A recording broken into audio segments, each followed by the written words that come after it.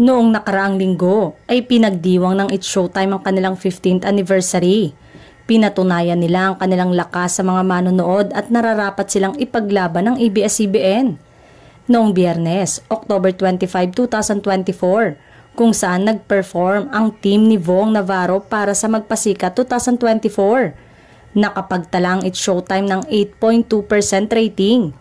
Nangalahati lang ang katapat nitong Itbulaga na naka 4.1%.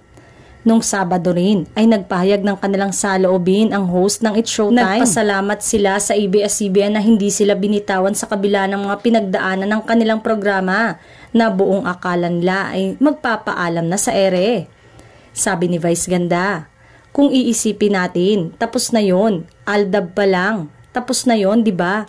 Na-suspend yung Showtime, tapos na yon. Eto na yung Rurok, wala ng franchise, tapos na yon. Kaya ABS-CBN, to all our boss, thank you very much because you have been finding ways for us, for all of us. Maraming salamat kasi hindi sila tumitigil, kaya nga minsan kapag napapagod tayo, biglang nakakahiyang mapagod. Kasi ang mga boss natin, hindi ko nga alam kung ano yung sinusuka ng mga yon, di ba? Hindi ko nga alam kung ilang oras na natutulog yon. Tumatawa pa ba yung mga yon? May love life pa ba sila?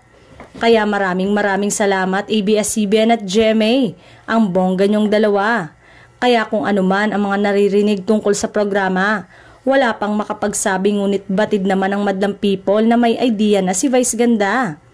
May mga haka-hakang nag-uusap ulit ang Tape Incorporated at ang GMA7.